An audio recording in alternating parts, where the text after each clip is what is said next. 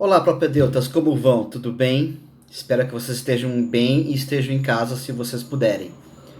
Bom, vamos lá. Hoje nós vamos falar sobre critérios de noticiabilidade.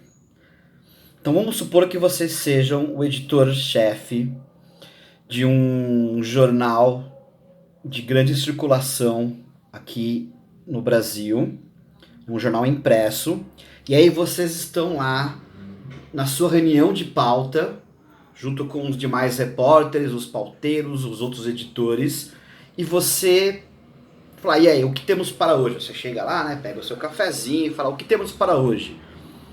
E aí vem um pauteiro e fala, olha, um meteoro caiu na Rússia e feriu 1.200 pessoas. Aí o outro vem e fala assim, olha, sabe aquele presidente de um país importante na geopolítica internacional que todo mundo falou que estava morto? Pois é, ele apareceu vivo e a família dele postou uma foto provando que ele está vivo. Aí o pauteiro de esportes fala assim, pô, sabe aquele atleta famoso, né, que disputou Olimpíada, disputou Paralimpíadas, é o único atleta que disputou os dois tipos de Olimpíadas? Pois é, ele foi acusado de um crime. Aí o repórter, outro pauteiro vira e fala assim: ah, o Papa acabou de descobrir um escândalo de corrupção no Vaticano e nomeou alguém para tratar disso. E aí, você já desesperado, né, se for como eu, assim, careca, sem poder arrancar os cabelos, né, roendo todas as unhas de acrigel, vai dizer, mais alguma coisa, aí chega alguém e fala assim, olha, né, o presidente acabou de autorizar a Força Nacional a intervir num estado porque os presídios estão num, num, num motim sem controle. E aí? Se vocês forem essa editora ou esse editor, que notícia que vocês vão escolher? Né? Vamos supor que vocês só pudessem dar uma dessas notícias. Qual seria a notícia a ser escolhida? Ou tipo, que vocês pudessem só escolher três dessas notícias. Ou não, tudo bem, eu vou dar todas elas, mas eu tenho que escolher qual que vai ser a minha manchete, qual que vai mais para baixo, não cabem todas na primeira página. E mesmo que o jornal fosse online, eu falei que era impresso, mas mesmo que o jornal fosse online, né? Qual que vai aparecer primeiro? Qual a sequência? Ou seja, qual é a hierarquia das notícias? É disso também que tratam os critérios de noticiabilidade. Então, nós jornalistas, o tempo inteiro, a gente tem que hierarquizar as informações. O que significa hierarquizar as informações? Nem tudo que acontece no mundo vira notícia. Então vamos lembrar lá na nossa primeira aula. Notícia é todo acontecimento que sofre uma transformação para se adaptar às normas mercadológicas, né? E aí ele vira uma notícia, né? Então, existiam os. Lembra? A definição do professor Ciro Marcondes.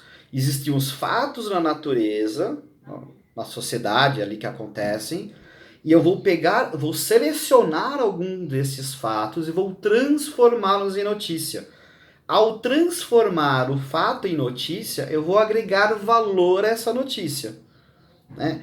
Esse valor pode ser trocado por anúncio publicitário, quando o índice de audiência para ver essa notícia for muito grande, ou pode ser trocado por outras coisas, né? Pelas assinaturas, né? Pelas assinaturas solidárias, ou seja, é através dessa transformação de fatos em notícia, né, que eu vou ter o trabalho do jornalista. Acontece que eu não tenho condições, é impossível, de eu transformar todos os fatos em notícia. Ainda mais um dia como esse que eu falei que essas coisas todas aconteceram. E essas coisas todas aconteceram de fato num dos dias. Na nossa aula online eu vou passar esse jornal para vocês. Agora, imagine a situação contrária. Uma segunda-feira de carnaval, uma emenda de sexta-feira de feriado de Corpus Christi, sem contar em dias como nós estamos vivendo hoje, né, de dias de pandemia, né?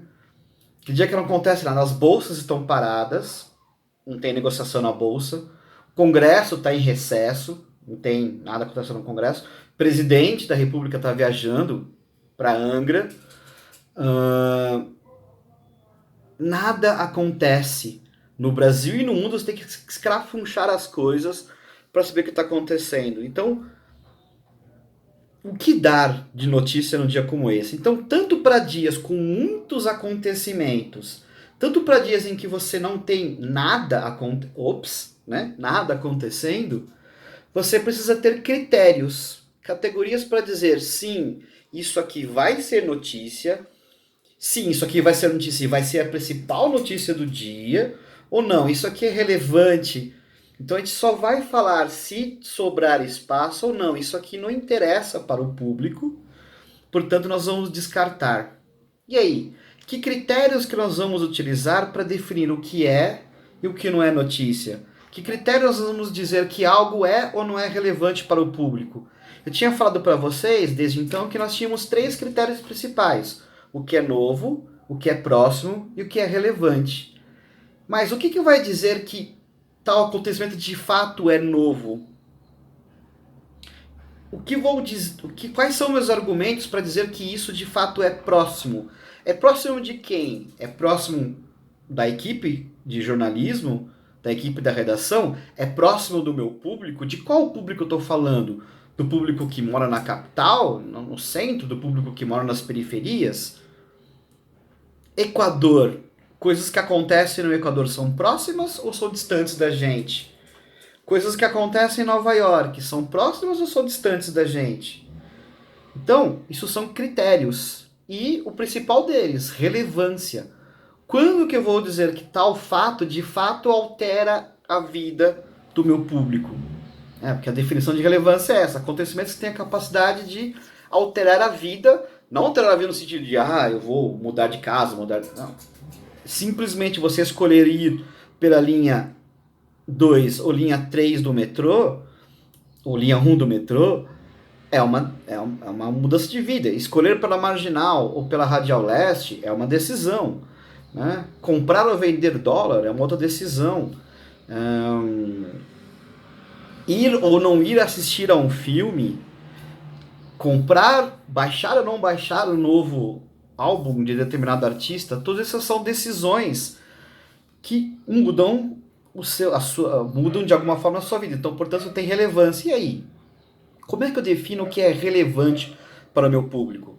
Para isso que são definidos os critérios de noticiabilidade. E aí, uma série de pesquisadores, pessoal, foi estudar por que as notícias são como são. Então eles foram responder essa pergunta: por que as notícias são como são? Por que os jornalistas escolheram esses fatos para virarem notícia e não escolheram esses? E também, ao escolher esses fatos, por que eles transformaram esses fatos nessa notícia com essas características? Porque também muda a forma como você relata alguma coisa. Eu vou relatar o número de mortos por Covid, eu posso falar, ufa, não chegamos em 1 milhão de infectados, ou, meu Deus do céu, passamos os 7 mil mortos. Então, a escolha, não só a escolha do que vai ser notícia, mas principalmente a escolha, ou também, né? Então, além da escolha do que vai ser notícia, mas também a forma como você vai narrar essa notícia,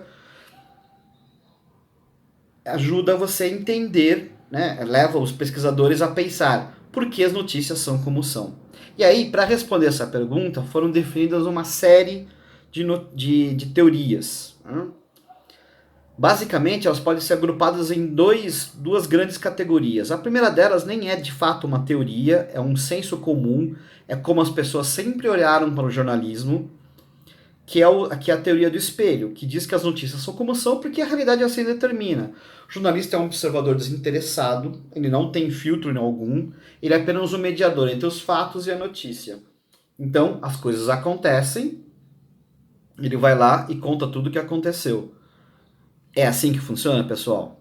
né? Nós vamos ver na nossa aula online alguns exemplos de que não é bem por aí. Lembra daquele primeiro exemplo que eu dei para vocês do avião, do caminhão que bateu no avião em Congonhas? Né?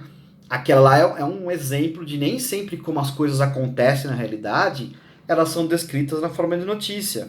Porque vamos lembrar da definição do professor Ciro Marcondes. Notícia é todo fato que sofre uma transformação para se adaptar às normas mercadológicas, né, com seus apelos estéticos e emocionais. Ou seja, a notícia, o fato, ele sofre uma transformação. Significa que eu vou falsificar os fatos, significa que eu vou ter uma forma de relatar esses fatos que não é a mesma entre os jornalistas e não é a mesma dos veículos. Cada jornalista e cada veículo vai ter uma forma de relatar essas coisas de acordo com alguns fatores. Então, se as notícias não são um espelho da realidade, como dizia o senso comum da teoria do espelho, há outras teorias que dizem que, na verdade, as teorias são uma construção da realidade. Por quê? Porque elas sofrem influências da ação pessoal, cada jornalista tem uma história, uma formação, uma ideologia dele. Podem sofrer uma ação ideológica de fato, então o pensamento dominante da época pode influenciar na forma como nós olhamos para os fatos e na forma como nós vamos relatar esses fatos. Pode ter uma ação da própria empresa jornalística, que vai definir para ela o que é o que não notícia. Não estou nem falando de manipulação, hein, pessoal? Né? Um jornal de bairro, por exemplo, não vai dar notícias internacionais porque ele tem como objetivo contar as coisas que estão acontecendo ali no bairro. Né? O buraco, o esgoto, o posto de saúde, as festas no bairro. Então, a empresa jornalística também vai ter filtros para dizer o que é e o que não é notícia, e também na forma como nós vamos relatar esses fatos. E, finalmente, tem uma questão, né, que é a própria rotina jornalística. Né? Ou seja, como que como que eu vou organizar os fatos, né, para que eles virem notícia? Ou seja, como é que eu vou organizar a minha redação para falar, olha, eu preciso imprimir o meu jornal às 8 horas da noite. Um acontecimento que chegue às 7h45, dá tempo de eu parar a minha edição para colocar? Vai depender dos critérios de noticiabilidade. Então, é uma rotina jornalística. Então, nesse exemplo que eu falei desses fatos todos, do meteoro que caiu, do presidente que apareceu vivo, do atleta que foi acusado de crime, eu preciso definir qual destes assuntos, ou quais esses assuntos, de fato são notícia e como é que eles vão entrar. Né? A isso nós chamamos de rotina de produção ou newsmaking, que é a forma de produzir notícias.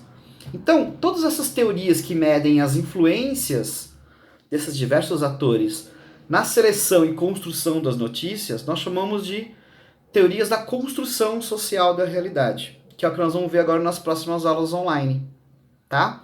Então, na turminha da noite, hoje, ainda a gente vai fechar o que é o texto informativo, tá? Na turma da manhã, a gente já começa com critérios de noticiabilidade. É uma aula bem densa, tá? Vão ser aulas, mas elas são muito importantes para vocês entenderem como a imprensa opera. Basicamente, nós vamos entender quais são os critérios de seleção e construção de notícias, ou seja, como que eu vou selecionar os fatos para virar notícia e como eu vou descrever estes fatos. Então, critérios de seleção, como eu seleciono o que é notícia, critérios de construção, como que eu relato esses fatos. Tudo bem? Tá? Ficou mais ou menos claro? Então, é isso que nós vamos começar a conversar nas nossas aulas online. Então, qualquer dúvida, posta aqui nos comentários ou me escrevam, tá bom? Beijos e queijos a todo mundo. A todas e todos.